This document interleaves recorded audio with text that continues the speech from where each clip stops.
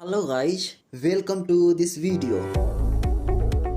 आज का वीडियो हम सभी इंडियंस के लिए काफ़ी इंटरेस्टिंग और इम्पोर्टेंट होने वाले हैं बिकॉज हम लोग इंडिया के सभी सेक्टर एंड सभी कंपनियां क्या प्राइवेट हो जाएंगे, और अगर सभी कंपनियां एंड सेक्टर प्राइवेट हो गए तो इंडिया को क्या इफेक्ट पड़ेंगे, क्या इंडिया को इससे घाटा है या इंडिया को इससे भला होने वाले हैं। ऐसे ही मुद्दों को आज हम लोग समझने वाले हैं। तो उससे पहले ऐसे ही इंटरेस्टिंग वीडियो के लिए please like, subscribe and share. तो गाइज, इकोनॉमिक्स में एक टॉपिक होते हैं जिसे डिसइन्वेस्टमेंट एंड स्ट्रैटेजिक डिसइन्वेस्टमेंट कहा जाता है। डिसइन्वेस्टमेंट देश के सरकार द्वारा एसेट या बिजनेस का उसके 100% शेयर में 50% से कम शेयर बेचती हैं तथा उस एसेट या बिजनेस का मैनेजमेंट एंड ओनरशिप अपने पास रखती हैं, उसे डिसइन्वेस्टमेंट कहते हैं। वहीं स्ट्रैटेजिक डिसइन्वेस्टमेंट किसी एसेट या बिजनेस का 100% शेयर में 50% से अधिक शेयर सरकार द्वारा सेल कर दी जाती हैं और उस एसेट या बिजनेस के ओनरशिप एंड मैनेजमेंट किसी प्राइवेट पर्सन या प्राइवेट सेक्टर को दे दिया जाता है, उसे स्ट्रैटेजिक डिसइन्वेस्टमेंट कहते हैं।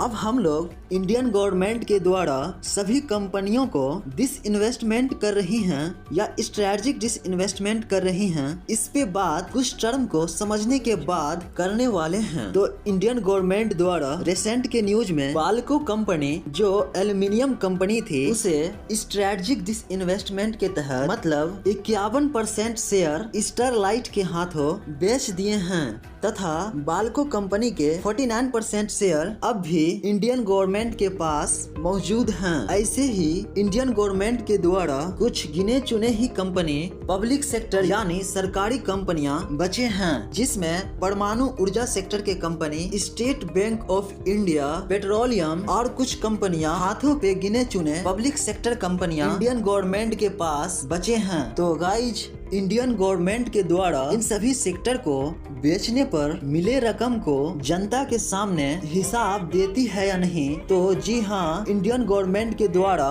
कहा गया है इन सभी सेक्टर के पैसे कुछ लिस्टेड जगह ही इन्वेस्ट किए जा रहे हैं, जिससे इंडिया के कोई भी सेक्टर घाटे में ना रहे। जिसमें सबसे पहला खर्च इंडिया में जितना बैंक हैं सभी को री रजिस्ट्रेशन करवाने में खर्च करते हैं तथा दूसरा गवर्नमेंट कंपनी द्वारा आए पैसे रेलवे में निवेश किया जाता है, जैसे वंदे भारत, बुलेट ट्रेन जैसी ट्रेन में खर्च होती हैं तथा इंडिया के सभी स्मार्ट शहरों में मेट्रो प्रोजेक्ट लाने की इसी रकम से लाने की कार्य की जा रही हैं तथा आगे इंडियन गवर्नमेंट के द्वारा पब्लिक सेक्टर के बैंक तथा बीमा कंपनी के शेयर को खरीदने में खर्च इस रुपये की जाती हैं और रीजनल रूरल बैंक यानी देहाती बैंकों एंड देश के सभी जनता के इन्वेस्ट पैसे को सेव करने के लिए ऐसे बैंकों में शेयर खरीदने में खर्च की जाती हैं और last nuclear power and uranium corporation में इस पैसे की इन्वेस्ट किए जाते हैं। तो गाइज, लगे हाथ इंडियन कंपनीज को भी समझ लेते हैं। तो इंडियन कंपनीज को इंडिया के इकोनॉमिक रिफॉर्म के बाद मतलब 1991 के बाद 3 भाग में सभी कंपनीज को बांटे गए, जिसमें पहला मिनी रतन जो लगातार 3 वर्षों से 30 करोड़ की अर्जित लाभ कमाते हैं, उन्हें इंडियन गवर्नमेंट के द्वारा मिनी रतन कंपनियों के अंतर्गत रखे जाते हैं। वहीं दूसरा, इंडिया में नवरत्न कंपनियां एग्जिस्ट करते हैं। नवरत्न कंपनियां को सभी साल कंपनीज के बने टारगेट में 60% टारगेट अचीव करने वाली कंपनीज को इंडियन गवर्नमेंट के द्वारा नवरत्न कंपनियां में शामिल किया जाता है तथा तीसरा, सबसे अपर लेवल कंपनीज महारत्न कंपनियां 3 वर्षों में उस कंपनीज के अर्जित लाभ 5000 करोड़ रुपए एंड 30 वर्षों में टर्नओवर 25,000 करोड़ रुपए हो, उसे इंडिया का सबसे दिग्गज कंपनी तथा सबसे अपर लेवल कंपनीज महारत्न कंपनीज के अंतर्गत शामिल किए जाते हैं।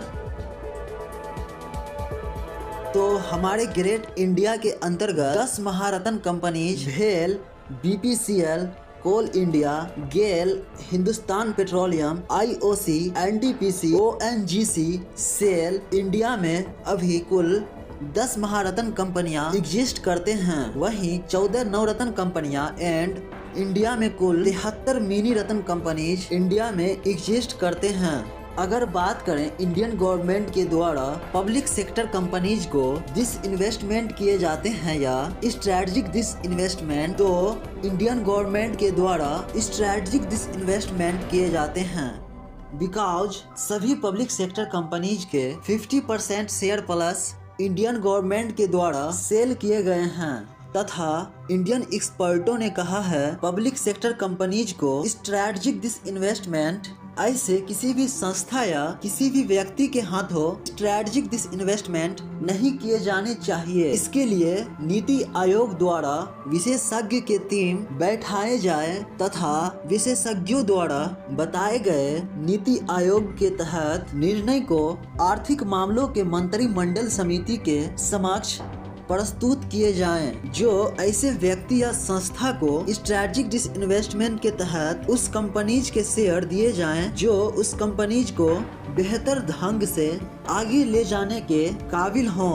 2022 में 65,000 करोड़ रुपए की डिसइन्वेस्टमेंट का लक्ष्य रखा गया था। सो गाइज, ओवरऑल बात की जाए इंडियन गवर्नमेंट के द्वारा सरकारी कंपनीज को सेल करनी चाहिए या नहीं, क्या इससे देश को नुकसान हो रही है या फायदा, तो अकॉर्डिंग टू मी ऐसे कंपनीज जिसमें सरकार चलाने में असक्षम है तथा उस कंपनी को प्राइवेट सेक्टर के हाथों में देने से प्राइवेट सेक्टर द्वारा काफी आगे लाया जा सकता है, तो ऐसे कंपनी को बेचने से श्योरली देश का फायदा होंगे। लेकिन इंडिया के बहुत से कंपनीज के स्ट्रेटजिक रूल एंड उस कंपनी के बहुत से नियम को बदलकर इंडियन गवर्नमेंट के द्वारा पब्लिक सेक्टर यानी सरकारी कंपनीज के रूप में रखा जा सकता है, जिससे कंपनीज के करोड़ों के फायदे सीधे सरकार के हाथों में जाएगी और देश के कल्याण में उस पैसे से काफी कुछ बेहतर हो सकते हैं। सो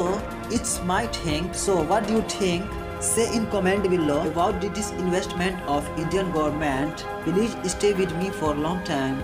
So see you soon in next video. That's it for today. Bye bye. Jai Hind.